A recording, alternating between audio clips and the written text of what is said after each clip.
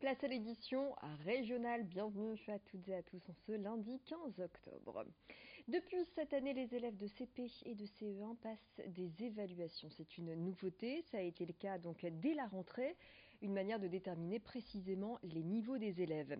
Des résultats que l'éducation nationale a choisi de confier à Amazon, qui est chargé de stocker et d'analyser les données.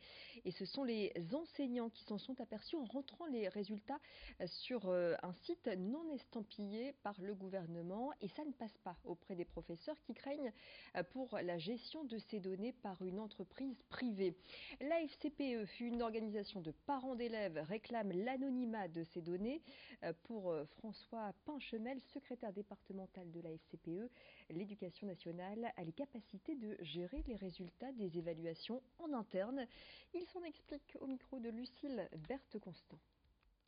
Pourquoi le ministère qui a un service d'évaluation et de prospective, qui a à sa disposition les universités et donc qui ont des spécialistes de l'informatique et des moyens informatiques, ne gère pas toutes ces données et l'exploitation de ces données en interne. C'est une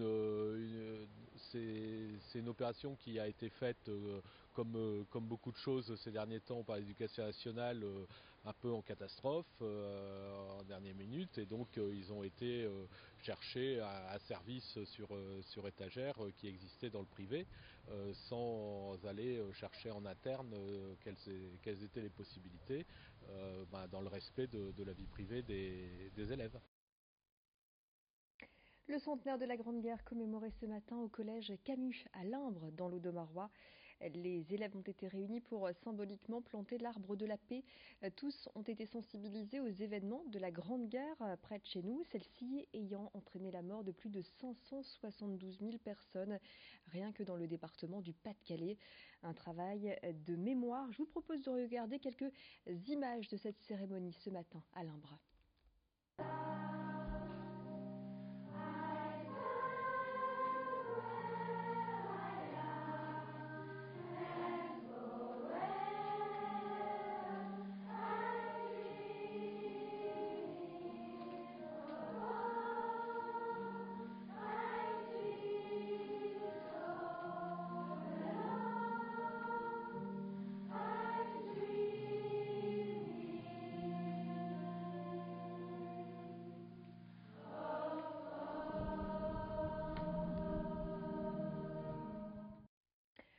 Un travail de mémoire indispensable pour Tanguy Leleu, le proviseur de cet établissement, que je vous propose d'écouter au micro de Corentin Escaillé. Ce qui était fort, c'est que ces enfants ont une chance extraordinaire. Ils n'ont pas connu de guerre. J'espère qu'ils n'en connaîtront pas. Mais le devoir de mémoire, c'est aussi un travail de mémoire. Comment on fait pour continuer d'y penser, pour que plus jamais ça, effectivement, comme disait le président, pour que ça ne se reproduise pas. Et on a voulu passer par l'aspect humain. Qu'est-ce que c'est qu'une munitionnette? Qu'est-ce que c'est que quelqu'un qui écrit aux soldats sans même les connaître? Qu'est-ce que c'est que de labourer les champs à la place des chevaux qui ne sont plus là? Voilà. Et c'est un travail documentaire aussi, à mon avis très important pour nos élèves. Aller rechercher des sources fiables, des sources qu'on recoupe, qu'on décrypte et qu'on analyse, et non pas le tout venant du réseau social et les fake news. Depuis plusieurs jours, un dragon de 100 mètres de long, des éléphants, des fleurs, mais aussi des animaux ou encore un temple ont élu domicile au parc Saint-Pierre à Calais pour le festival China Light qui pose ses valises jusqu'au 6 janvier. L'événement s'inspire de la fête des lanternes. Au programme, plus de 400 objets illuminés qui prendront vie tous les soirs à partir de 18h. De nombreuses animations auront lieu durant tout le festival afin de faire vivre aux nordistes la tradition chinoise. Écoutez ces précisions recueillies sur place à Calais par Marine Kijek. Nous avons déjà organisé plusieurs expositions de lanternes dans le monde entier, par exemple aux États-Unis, aussi en Australie. Récemment, on avait fait plusieurs expositions aussi en Europe, par exemple en Belge, aux Pays-Bas surtout, également pour les pays de l'Europe de l'Est. Cette année, on a fait la première exposition en France, c'est la première fois pour nous aussi, donc Calais, c'est la première station. Et puis le portrait du jour nous amène à faire la connaissance d'une productrice de safran. Depuis 2009, Jacqueline Mille, fleuriste de métier, cultive cette épice, une épice qui se récolte en ce moment. Cette période de floraison nécessite une cueillette quotidienne. Place ensuite au travail minutieux qui consiste à retirer le pistil de la fleur. C'est ce qui donnera les précieux filaments de safran. Découverte tout de suite d'une exploitation dépaysante située au cœur des Weppes.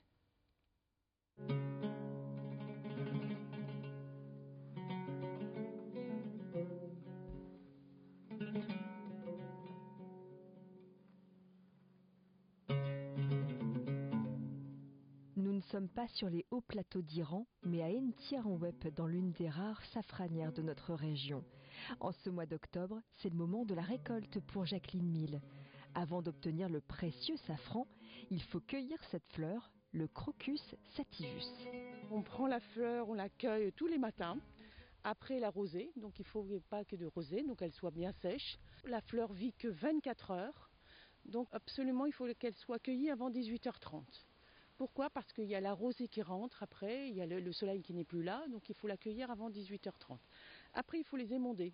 Émonder, c'est-à-dire prendre le pistil de la fleur, la partie rouge, pour faire séparer la fleur du pistil. L'an dernier, notre productrice a récolté 380 grammes de safran.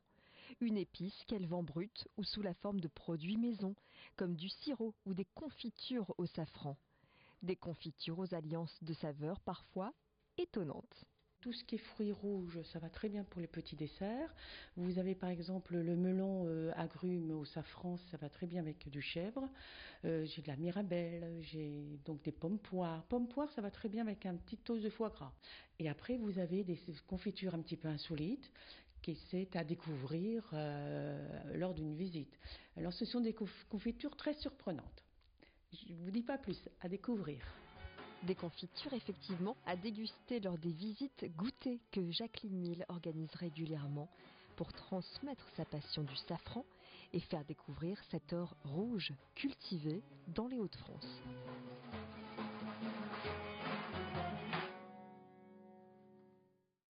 Voilà Jacqueline Mille, proche de la retraite, qui cherche un repreneur pour lui transmettre ses bulbes de safran et son savoir-faire. Fin de cette édition.